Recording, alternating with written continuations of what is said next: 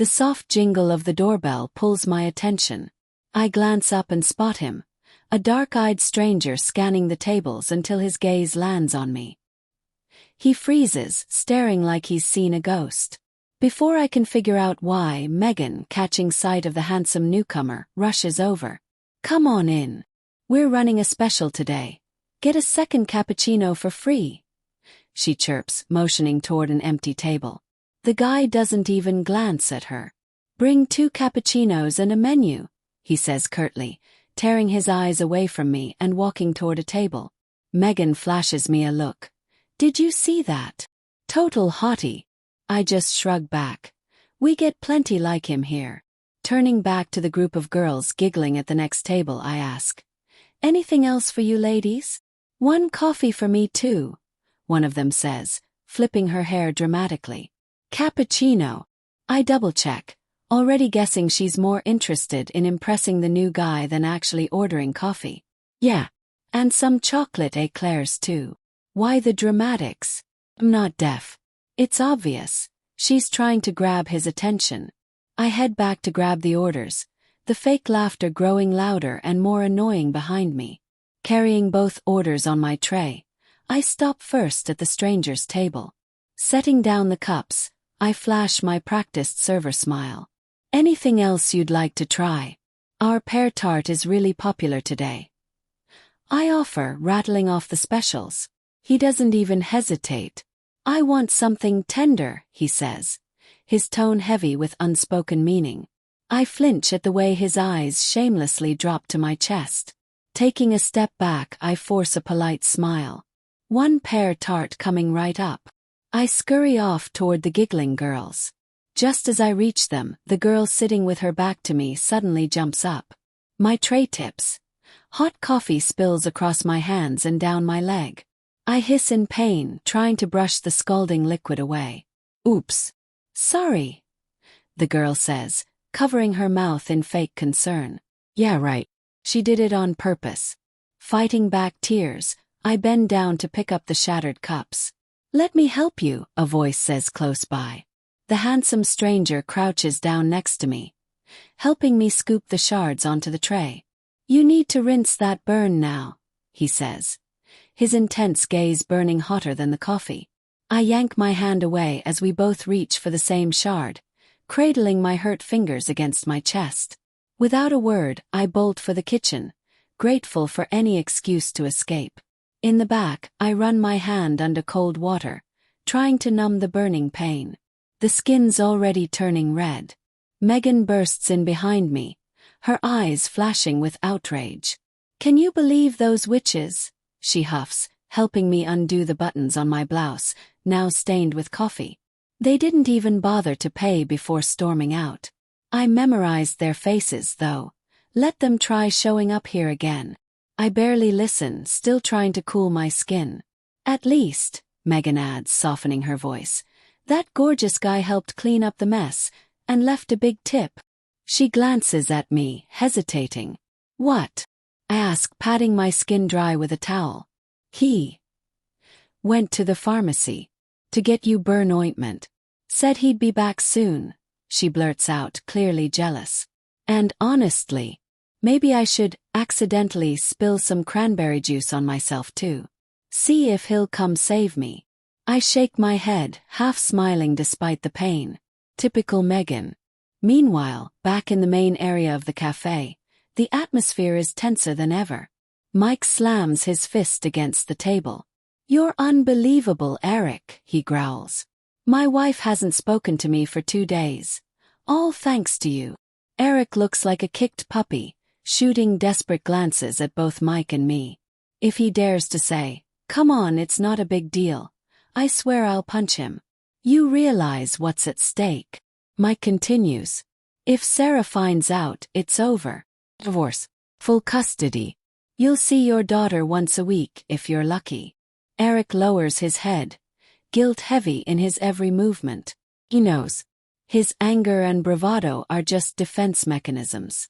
"You have to tell her the truth," Mike says firmly. Eric's head jerks up. "Are you insane? She'll leave me."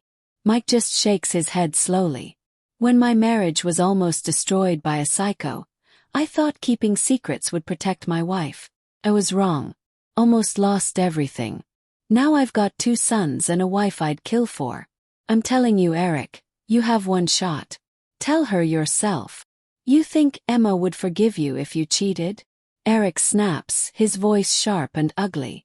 Mike stiffens, turning toward the window, shoving his hands deep into his pockets. There's a long, tense silence. Then Mike says, voice low and steady, "The right thing is almost never the easy thing." Eric sinks further into himself. His tough guy image crumbles, leaving behind nothing but raw fear. "You have until tomorrow," Mike says coldly, grabbing his jacket and heading for the door. "Be bro." Eric stammers after him, sounding small, broken. "You heard me," Mike throws over his shoulder. I watch them both, feeling the weight of what just happened settle into my bones. If Eric doesn't man up and confess, Sarah's heart will shatter. And maybe mine too. Sarah is a mess. She curls into herself, like she's trying to disappear into the kitchen chair. I reach out, covering her trembling hand with mine. "Sarah," I say gently, "this isn't your fault." Tears pool in her blue eyes. I thought if I loved him enough, if I trusted him completely. Her voice breaks. "You can't carry his sins on your shoulders," I say firmly. "You didn't make him cheat. You didn't make him throw everything away." She clutches at the fabric of her shirt over her flat stomach, whispering, "It's not just the betrayal. I was pregnant. 4 weeks."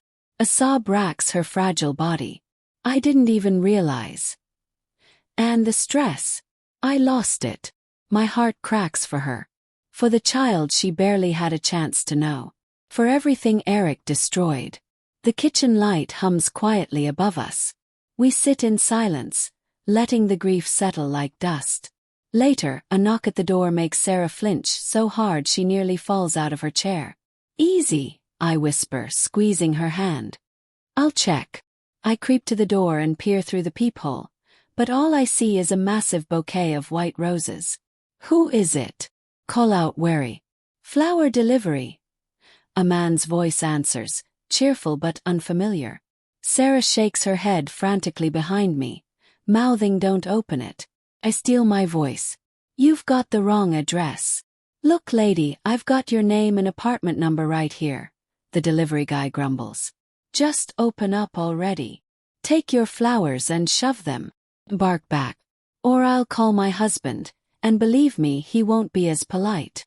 Long pause. Then footsteps retreating down the hallway. Peek again, no one there. Sarah slumps against the wall, exhausted. Do you think Eric sent them?" she whispers. "I don't know," I admit. "But we're not taking chances." But when I finally open the door, cautiously, heart hammering, it's not a deliveryman. It's Eric.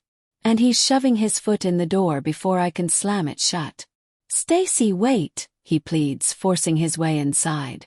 I stumble back, pain shooting up my arm from where I slammed into the furniture. "You're hurting her more." I snap at him. "Can't you see you're the problem?" Eric runs both hands through his messy hair, looking desperate. "I don't know what to do anymore," he shouts. "I lost everything. Please help me. Help me fix this." He looks broken. Not the cocky, flirty Eric we used to know. Just a man who realizes, too late, what he's destroyed. Cross my arms. "You want to fix this," say coldly. "Then stop thinking about yourself. Think about Sarah. Think about Lily. And understand, sometimes loving someone means letting them go." The world fades into darkness. There's a heavy thud. Pain explodes at the back of my head, and then nothing. When I come to, it's hot, stuffy, and pitch black. The air smells like old dust and gasoline. I'm in a trunk. Panic surges through me. My wrists and ankles are bound tight, cutting off circulation. My mouth is sealed shut with duct tape. The car rumbles along rough roads, every bump jarring my aching body. Stay calm, I tell myself. Think, Stacy. Think. Whoever tied me up did a lousy job. They bound my hands in front. Maybe I can work with that. Slowly, painfully, I start picking at the tape covering my mouth, scraping it against the edge of a zipper or something sharp. My lips split and bleed, but I don't stop. Minutes drag by like hours. Finally, with a painful rip, the tape peels away. I'm free, at least my mouth is. Now the hands. Biting down on the knot, I work furiously, tears stinging my eyes from the effort and the pain. The ropes chafe and cut into my skin, but I don't care. I have to get out of here. Not just for me, but for the tiny life growing inside me. The car slows, then stops. Doors slam. Footsteps crunch on gravel outside. Freeze, listening. A man's voice, low, muttering into a phone. Catch bits and pieces. She deserves it. They all deserve it. Payback for what they did to Auntie. Chills run down my spine. This isn't random. This is personal. I recognize the voice now. Tyler, the twisted guy who used to hover around Eric's family. The one everyone whispered about but no one took seriously. Till now. He taps the trunk with his knuckles, laughing. Hope you're comfy back there, sweetheart. I clamp my mouth shut, trying to control my breathing. I hear him walking away again. Probably to the front of the house. Now's my chance. Ignoring the searing pain in my wrists, I gnaw and pull at the ropes until, blessedly, one hand slips free. Click. The trunk unlocks. I barely have time to flinch before the lid swings open. And there he is. Not Tyler. Not the monster who kidnapped me. But someone I never thought I'd see again. Stacy. Oh God, my baby girl. William Bennett, my father, leans over me, his hands trembling as he cuts through the ropes. I stare up at him, blinking through tears. The rough beard, the old baseball cap, the tired but fierce eyes. I barely recognize him, but I know it's him. You're safe now, he says, voice breaking. I've got you. We don't have time for a reunion. Footsteps pound toward us. Tyler's furious voice echoes across the yard. I got you a gift. Don't you want it? William pulls me to my feet. Stay behind me, he commands, slipping a hand behind his back. And when he pulls it forward, I see the glint of a gun. He presses a finger to his lips. Stay quiet. Stay small. Tyler bursts into view, wild-eyed, stumbling across the gravel. But William is already moving. Calm, precise, terrifying in his control. One warning shot into the air. Tyler freezes, hands raised instinctively. The madness flickers in his eyes. And for a moment, it seems like he might lunge at us anyway. But he doesn't. Coward to the core. He turns and bolts, disappearing into the trees. William keeps the gun trained on the spot until he's sure Tyler's gone. Then he turns to me, his face crumpling. I'm so sorry, Stacy, he whispers. For everything. For not being there when you needed me most. I throw my arms around him, sobbing into his worn t-shirt. You're here now, I choke out. That's what matters. Later we sit in his beat-up truck, hurtling down the highway toward safety. I munch on a green apple he shoved into my hands, the sweetest thing I've ever tasted. Through mouthfuls I tell him, Dad, you're gonna be a grandfather. He slams on the brakes so hard, I nearly fly into the dashboard. A grandfather, he gasps, stunned. Yeah, I laugh through tears. Only 2 months along. We don't know yet if it's a boy or girl. For a second he's speechless. Then he lets out a shaky breath, his eyes glistening. I'll do better this time, he promises. For you. For the baby. For all of us. 6 months later. The house smells like cinnamon and fresh-baked pie. Daniel and I are in the nursery with our little warrior, Ethan James, our miracle boy. He gnaws happily on a rubber ducky, drooling all over himself and giggling when it squeaks. I nuzzle his soft hair, my heart bursting with gratitude. Through the doorway, I hear the familiar sounds of laughter. Sarah, Megan, Emma. My tribe of fierce, loyal women. Even William's deep voice rumbles from the kitchen, joking with the others as he flips pancakes. We're messy. We're healing. We're whole. And this right here is everything I ever wanted.